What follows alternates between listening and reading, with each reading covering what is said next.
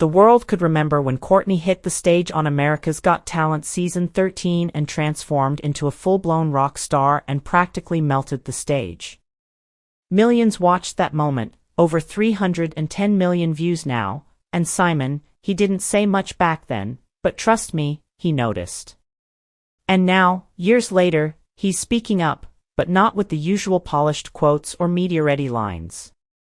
This time Simon was raw, vulnerable, human. What triggered it?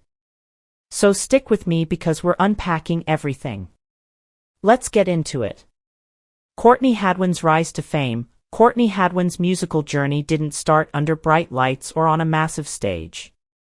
It began in the quiet corners of northeast England in a small village called Heselden, where she was born in 2004.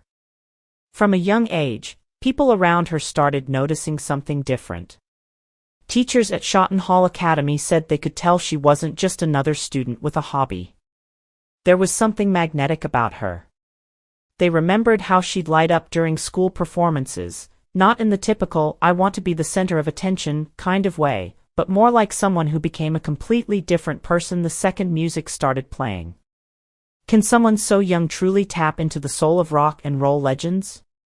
That's exactly the kind of question people were asking as Courtney's voice, raspy, powerful, and far beyond her years, began to shake up local stages. At 65, the man who's made a career out of tearing people apart with one raised eyebrow just broke his silence on Courtney Hadwin. And trust me, what he said will leave you stunned. What made the world's toughest judge finally choke up? And why now? Stick around because the way this story ends will give you chills. Her first notable public performance came at the Shotton Hall Theatre in Peterlee when she was just 12. Locals who were in the audience at the time still recall how her voice seemed to punch through the air with a confidence that didn't match her shy demeanor. It was one of those moments where you could almost hear people whispering to each other, "Who is this girl?"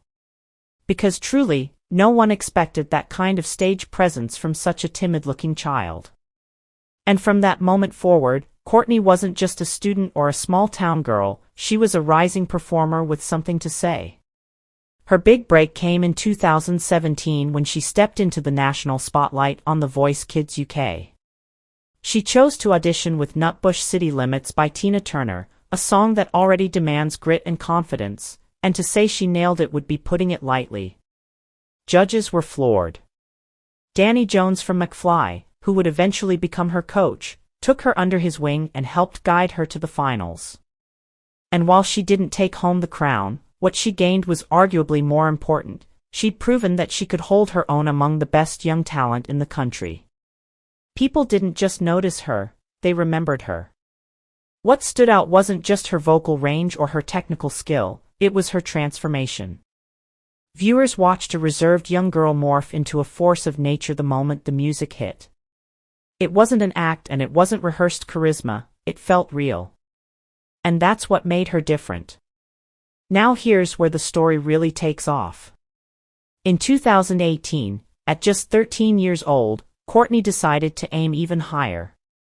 She auditioned for America's Got Talent, arguably the most high-stakes stage she'd ever stepped onto. Anyone watching that audition could see the nerves on her face. She looked unsure, quiet, even a little overwhelmed. But then the music started, Otis Redding's Hard to Handle, and what happened next stunned everyone in the room. Gone was the shy teenager, and in her place stood a rock and soul hurricane. Her voice, her movements, her energy, it all hit at once like a lightning bolt. The judges, the crowd, even the host, everyone was on their feet. Howie Mandel, clearly blown away, slammed the golden buzzer without hesitation. In his words, she reminded him of Janis Joplin. He even said she was born in the wrong era. And he wasn't the only one who felt that way. Was it possible that someone so young could channel the rawness and emotion of a past generation so effortlessly? For many, that moment confirmed it. Each of her performances on the show pushed that narrative even further. Whether she was taking on James Brown's Papa's Got a Brand New Bag or going full throttle with Born to Be Wild, Courtney wasn't just singing covers, she was embodying them. Her stage presence wasn't flashy or over-rehearsed. Instead, it felt like she was letting something deep inside take over. She ended up placing 6th in the competition, but let's be honest, winning wasn't the point. Her time on the show did something more meaningful. It sparked a conversation. Who was this girl with the voice of a legend, and where would she go from here? After walking away from the bright lights and big promises of major record labels, Courtney Hadwin, yes, the same teenage powerhouse who once lit up the America's Got Talent stage, made a decision that would quietly reshape her entire musical future. It wasn't a decision made overnight. It wasn't driven by fame or fortune.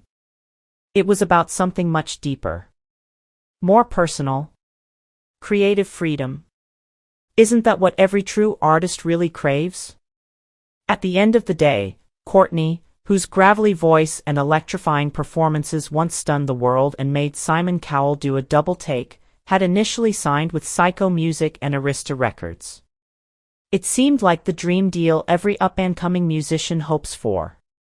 But behind the scenes, all wasn't as glamorous as it appeared. In an honest moment during a recent interview, she reflected on those early years, saying she had gone through a load of obstacles from the age of just 13. Imagine being that young and already trying to navigate not just growing up but the often soul-crushing machinery of the music industry. She shared that after bouncing through a couple of record deals, she came to the painful realization that the labels didn't quite know what to do with her.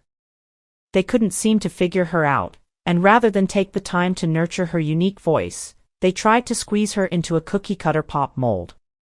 Isn't that the classic story, with so many talented artists being told they're too different to sell? One moment that really stuck with her was the treatment of her song Monsters. She had written it back in 2019 or 2020, pouring her raw emotions into it. But the label, in what seemed like a standard industry response, rejected it because it wasn't pop enough. That must have been tough to hear, being told your art isn't marketable simply because it doesn't fit into someone else's definition of success. But instead of shrinking back, Courtney began to rethink everything. She wasn't going to keep creating music to meet expectations that weren't even hers in the first place. So what did she do? She broke free. She made the bold choice to go independent. No more executives. No more compromise. No more someone else deciding what her voice should sound like. Over the course of 2023, she didn't just dip her toes into independence, she dove in head first. One by one, she dropped single after single, That Girl Don't Live Here in April, Call Me Back in July, Monsters in September, and Christmas Rocks in November. Each track stood as a personal declaration, saying this is me. Unfiltered, unpolished by anyone else's standards. A big part of this new chapter came down to collaboration, not with corporate entities but with real people who understood her. One of those people was Kevin Bowe, a seasoned songwriter and producer whom she met during her period of self-discovery. Together they dug through the songs that had once been thrown out like yesterday's trash. And wouldn't you know it, among those so-called rubbish tracks was Monsters, which they decided to breathe life into again. As soon as I became independent, she recalled, me and Kevin jumped into that rubbish pile to bring the song back out to play. We loved it so much. Isn't it funny how some of the best things come back around when you finally believe in them again? And the fans, they didn't just nod politely. They cheered her on with open arms. The very same Monsters that was once brushed off by label execs ended up climbing to number 19 on Billboard's Hard Rock Digital Songs Sales chart in October 2023.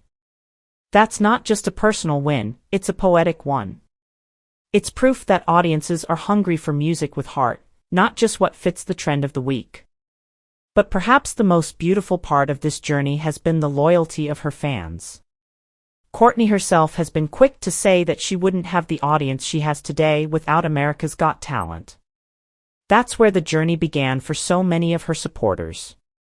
And through every twist and turn, from TV stages to corporate boardrooms to independent recording booths, they've stuck with her. Isn't that the kind of loyalty every artist dreams of?